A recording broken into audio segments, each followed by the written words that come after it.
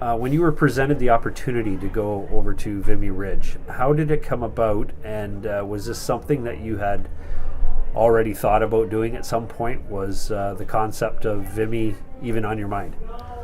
Well, I've always wanted to go to Paris because of the hype around the Eiffel Tower and the original Statue of Liberty, and for the actual touristy, more popular touristy sites. And so as a little kid, I've always wanted to go there.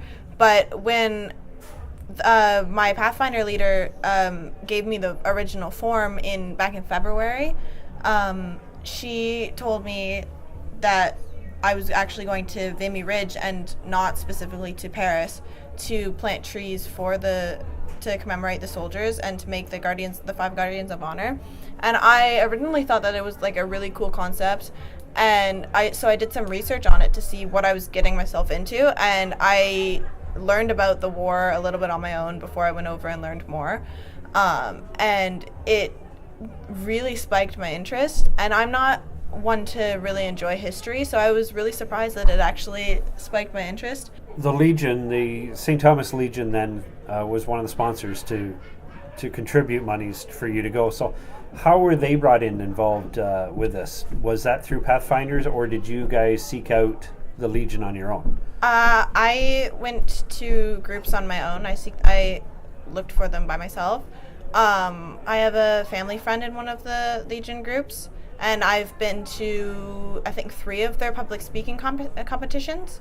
And I know that they're really big on history and wars, and they find a lot of interest in that. Mostly because they have some veterans themselves in their groups. The ones that I've went to, they have veterans with them. So I thought it would be something that they'd want to be in on, and so I went to them. Very good. So now here we are. We're in Vimy now. You're actually there looking around. Were you right at the main monument?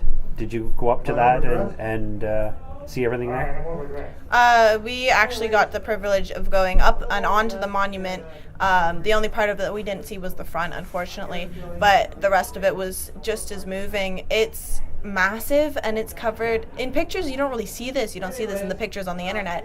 It's covered in names. It has names written all over it from A to Z in the alphabet. And it has quite a few numbers as well, because they couldn't actually access the name of the soldiers because they were lost in the battle and just kind of trampled over because other people didn't want to lose their lives to mourn over one fallen soldier. What was your personal experiences when you got to see all the divots in the ground? Well, they're not really divots; those are explosions. No, those are huge. craters. Yeah. Yeah, and they're everywhere. So, how did you feel when you actually saw that? Were they explaining to you what that was, or did you already know that those were actually where bombs had exploded and grenades and all kinds of stuff? Well, I could kind of infer because they don't really look natural once you get over there. I was expecting them to kind of look more like just small, natural hill type things, especially with erosion and how they've kind of grown in a little bit, but they're still just as big as they were 100 years ago when they actually happened.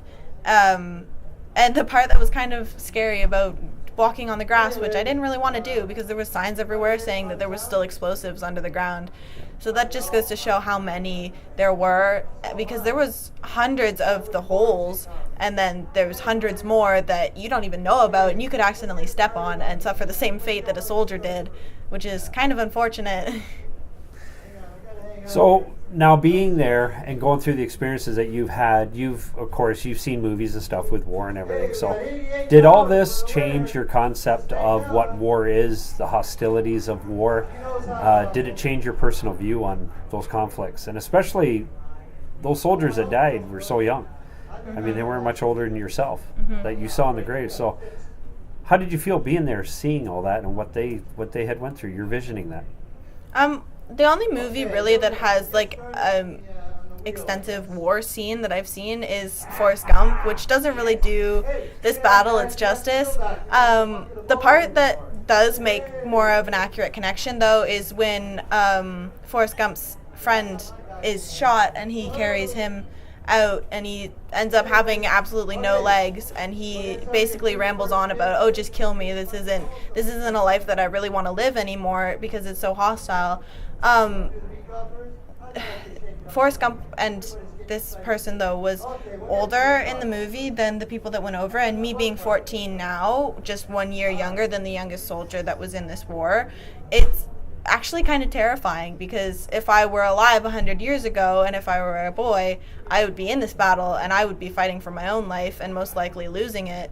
And it's just something that's I find is so brave for these soldiers to be willing to do, to basically hand over their life on the piece of paper that they signed saying that they would be a soldier, for the greater good that they might not even live to see. So now that you've been there, all the trees that you planted, how many kids were all there? Like, not just from your group, were there other countries and other kids participating in this? We planted at a couple schools. So the students from the school would come out and help us out. And I think the oldest one at the school would have been about 11 at the most. They were more of the younger grades, not really the older ones. I got to meet a couple of them. I have a couple of them on video. And it was adorable because they were trying their best to do their best English speaking. They were talking in English to us, telling us their name and their favorite color and what they do, and we were trying to do French to them. So there was happiness in this trip too. It wasn't about going over and just being like brought down by, oh my God, these so many deaths. It was a connection between the two countries as well, with the younger generations, instead of just adults and adults getting to know each other. It was kids speaking to each other as well. And then we also got to meet the Guides of France and the Scouts of France, which were more my age and older. So there was some 16-year-olds and 17-year-olds, as well as 14 and 15-year-olds. I think there was a couple 13-year-olds as well. So I guess to wrap it all up, if you have the opportunity to say something to another future generation, so maybe another few years, kids that are 8 or 9 now, and they have the opportunity at 13 or 14 to go over, what would you say to them? Take it. Yeah. Hands down, just without thinking, just sign the form and go, because it's not something that I regret doing. It's not something that I would even consider regretting.